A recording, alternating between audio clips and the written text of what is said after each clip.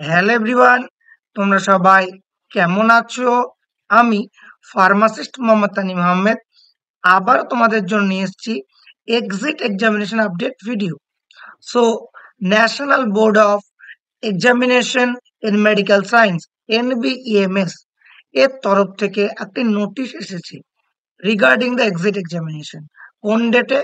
20/9/2024, মানে আজকের ডেটে। সাবজেক্ট কি লেখা আছে?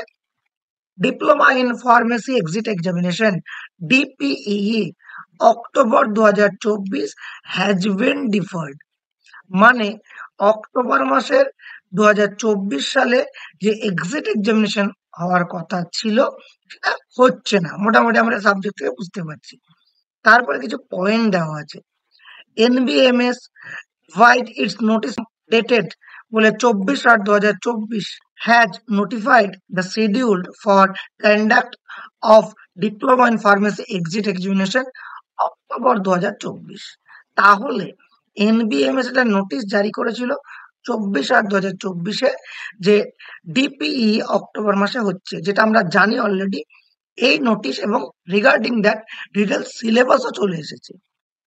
2 number point, the Pharmacy Council of India has decided to defer the DPE October 2024 to a further date।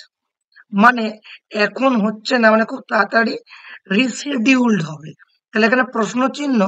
দুটো মেন সমস্যা দেখা গেছিল, একটা হলো ফিস, অ্যান্ড 2 নাম্বার হচ্ছে যারা ওয়েস্ট বেঙ্গলের ফার্মাসিস্ট তারা পরীক্ষা দিতে পারছিল না। আরো একটা আমার কাছে খুব বড় সমস্যা না হলে 3 দিনে পরীক্ষা কেন? পরীক্ষাটা একদিনে করা যেতেই পারতো। দুটো বড় সমস্যা ছিল।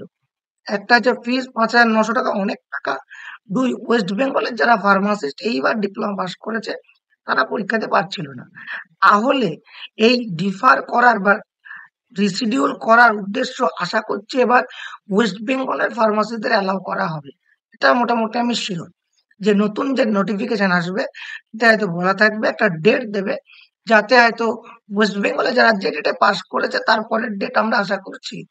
এবং 1 নম্বর, যদি সম্ভাবনা হয় বা সম্ভাবনা থাকে, ফিসটাও হয়তো কমবে। কারণ তোমরা সকলেই জানো ওই নোটিফিকেশন বা ডিটেলস নোটিফিকেশন পাবলিশের পরে অনেক কিন্তু চিঠি চাপাটি করা হয় মানে behalf of pharmacist of West Bengal. West বেঙ্গলের কিছু অ্যাসোসিয়েশন কিন্তু চিঠি করেন। সো সেই হিসাবে একটা হচ্ছে ওয়েস্ট বেঙ্গলের ফার্মাসিস্টদের অ্যালাউ করার ব্যাপার, 2 নাম্বার ফিস। মানে এই অ্যালাউ তো হবে মোটামুটি আমি শিওর যে নেক্সট যে ডেটটাই আসুক সেই ডেটে ওয়েস্ট বেঙ্গলের ফার্মাসিস্টরা আশা করছে অ্যাপ্লাই করতে পারবে, এটা আমি 100% শিওর। যেটা 50-50, ফিসটা কমবে কি কমবে না। Got it? সো যাই হোক, সো 2 নাম্বার পয়েন্ট হচ্ছে যে pharmacy council of India decide করেছে যে DP October 2024 further date announce করা হবে। Accordingly the DPE October 2024, which had scheduled to be held on 3rd, 4th and 5th October, has been deferred, and the revised schedule as well as change in scheme, this is the answer, change in scheme, if any, shall be informed to the applicant in due course। মানে change in scheme if any লিখছে বটে, মোটামুটি আমরা sure এটা ধরতে পারি যে একটা স্কিমে চেঞ্জ আসবে। লাইক 3 দিনের পরীক্ষাটা 1 দিনে হতে পারে মেবি। ওয়েস্ট বেঙ্গলে ফার্মাসিরা অবশ্যই এলিজেবল হবে এবং ফিস মেবি কমতে পারে। এই সম্ভাবনাগুলো কিন্তু আমরা এই সিঙ্গেল নোটিফিকেশন থেকে আমরা জানতে পারছি। Applicants are advised to refer to the NBMS website time to time for further update in this regard। 4 number point যেটা দিয়েছে যে অ্যাপ্লিকেন্টদের বলা হচ্ছে NBMS ওয়েবসাইটটা দেখতে থাকো, যাতে কোনো আপডেট এলে পেয়ে যাবে।